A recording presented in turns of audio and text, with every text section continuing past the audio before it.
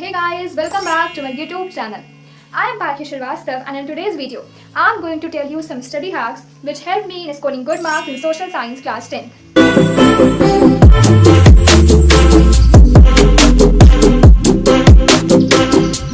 Social science में बच्चों को बहुत कंफ्यूजन होता है क्योंकि एक तो इसमें तीन बुक्स होती हैं, ऊपर से इतने सारे डेट्स, इतने सारे फैक्ट्स एंड बहुत कुछ.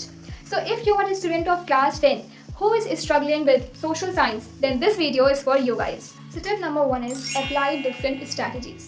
अब गाइज अगर आप सोचो कि सोशल साइंस में तीनों बुक सेम ही सब्जेक्ट तो है, पढ़ लेंगे, बट ऐसा नहीं होता क्योंकि history, geography and political science ये तीनों ही बहुत डिफरेंट सब्जेक्ट्स हैं. सो इनके लिए स्ट्रैटेजीज भी आपको अलग अलग ही बनानी पड़ेगी, राइट? जैसे हिस्ट्री में आपको स्टोरी पढ़ना होगा बेसिकली, ठीक?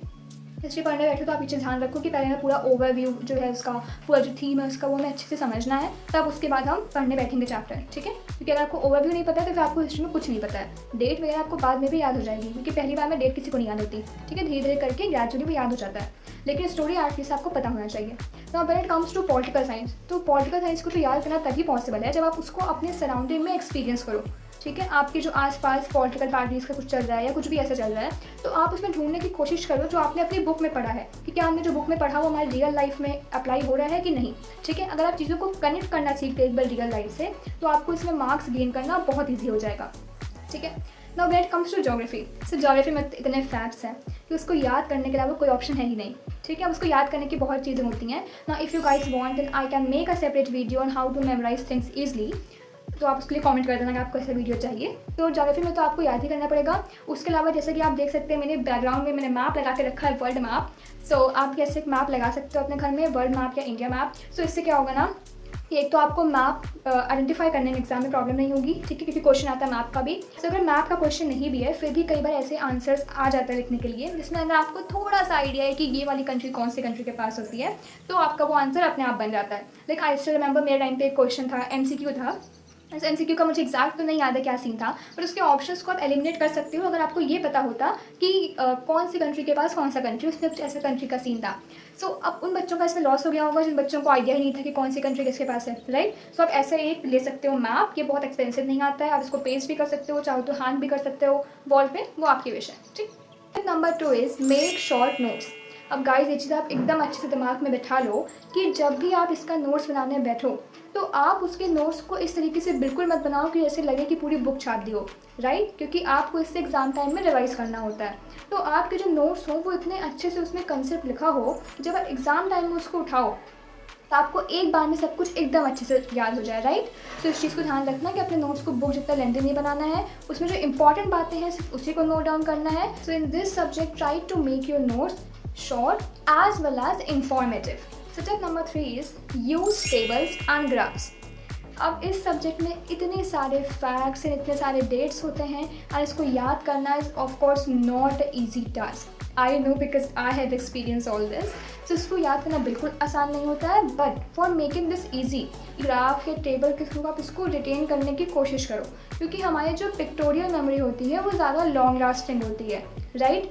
सो आप ये कर सकते हो कि जब आप पढ़ने बैठो अपना चैप्टर तो आप पूरा चैप्टर कंप्लीट करने के बाद एकदम लास्ट में एक पेपर उठाओ और फिर जितनी भी चीज़ें आपको लगें कि ये डेट इंपॉर्टेंट है या ये फैक्ट इंपॉर्टेंट है, ठीक है, आप उसको नोट डाउन कर लो. ऐसे तो बुक के लास्ट में भी दिया रहता है ऐसे बॉक्स वगैरह, पर जब आप ये काम मैनुअली करोगे, अपने हाथ से लिखोगे तो वो चीज़ आपको ज़्यादा अच्छे से याद रहेगी और वो लॉन्ग टर्म के लिए याद रहेगी, राइट? और इसका एक और फ़ायदा ये होगा कि आपने अच्छे से नोट डाउन कर लिया. फिर जब एग्ज़ाम टाइम आएगा तो जब आप उसको उठाओगे तो फिर आपको इसे एक झटके में सब कुछ याद हो जाएगा, राइट? क्योंकि आपको याद पहले से है, मतलब रिवाइज तो आप कर ही रहे हो. एग्ज़ाम टाइम में जब आपको थोड़ा कुछ मिस हो जाएगा या कुछ लगेगा कि अच्छा ये भी देखना है वो भी देखना है तो आप उस पन्ने को उठाओ, आपने देखा इस पर क्या क्या लिखा है, अच्छा इस डेट को ये हुआ, इस डेट को ये हुआ, and done, right? Tip number 4 is underline keywords. अब गाइस जब आप पढ़ने बैठो चैप्टर तो आप उसी वक्त जो इम्पॉर्टेंट टर्म्स हैं या फिर जो कीवर्ड्स हैं आप उसको हाईलाइट कर लो या फिर अंडरलाइन कर लो. अब इससे होगा क्या कि आप जितनी बार भी बुक ओपन करोगे आपको उतनी बार आपकी नज़र उस वर्ड पे पहुंचेगी और फिर आपका जो अटेंशन भी वहाँ जाएगा, ऊपर से आपको एफर्टलेसली वो चीज़ें याद हो जाएंगी, ठीक है? तो आप आंसर राइटिंग में भी यूज़ कर पाओगे उस वर्ड को और जब तक एग्ज़ाम आएगा तब तक आप ऑलरेडी एक चैप्टर को कई बार पढ़ चुके होंगे। प्री बोर्ड के लिए, प्री बोर्ड 1, 2, हाफ ईयरली जैसा भी आपके यहाँ होता है, उन सब के लिए आप कई बार उसको पढ़ चुके होंगे। ठीक, तो जब ऐसा सीन हो जाएगा ना कि आप इतनी बार पढ़ चुके हो, तो अब आप एक वर्ड भी देखोगे उस बुक का, जैसे हाईलाइटेड वर्ड है, आपने वो देखा, तो उसके आसपास की जो भी चीज़ें हैं जो हाईलाइट नहीं भी हैं उस पैराग्राफ में, वो भी आपको याद हो जाएगी अपने आप। मतलब याद आ जाएगी कि अच्छा हाँ, इस वर्ड के आसपास ये भी था, ये भी था। ठीक है, तो इससे कई फ़ायदे हैं। इवन मैं तो बोलूँगी कि ये जो कीवर्ड्स अंडरलाइन करने वाली ट्रिक है, ये इवन नोट्स बनाने से भी ज़्यादा इंपॉर्टेंट है। ये हो सकता है कि नोट्स बनाने में भी आप कुछ चीज़ें मिस कर जाओ, लेकिन जब आप ये सोच करके मतलब पढ़ोगे कि आपको वर्ड्स को अंडरलाइन करना है, तो फिर आप कोई चीज़ मिस नहीं करोगे। तो नोट्स में मिस हो भी जाएगा, फिर भी यहाँ पे रहेगा। ठीक है, और नोट्स में मिस नहीं होते रहे तब तो आपकी बल्ले बल्ले, दोनों जगह से रिवाइज़ कर लो। ठीक है, tip number 5 is revise frequently. अब ये जो थियोरेटिकल सब्जेक्ट होते हैं गाइस, इनकी सबसे ज़्यादा गंदी बात ये होती है कि एक बार में कभी याद नहीं होते। मतलब आपको बार बार इनको पढ़ना ही पड़ता है, और इसका कोई और सब्स्टिट्यूट है ही नहीं। ठीक है, अगर आप सोचो कि चाहे कितना भी अच्छे से पढ़ लो आप पहली बार में, आपको फिर भी नेक्स्ट टाइम लगेगा कि अरे ये तो रह ही गया था, वो हमेशा रहेगा।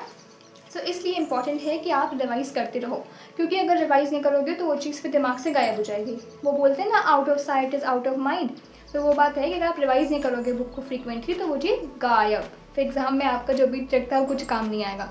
तो इसलिए प्लीज़ फ्रीक्वेंटली रिवाइज़ कीजिए। एंड या, these were some tips which helped me in scoring better. Now if you love the content, then please do like, share and subscribe to my channel, and फटाफट जाके अपने दोस्तों को भी बता दो कि चैनल पे बहुत ही अच्छे अच्छे टिप्स एंड ट्रिक्स आते हैं। So this is all for today. Meet you guys in my next vlog. Till then, tata.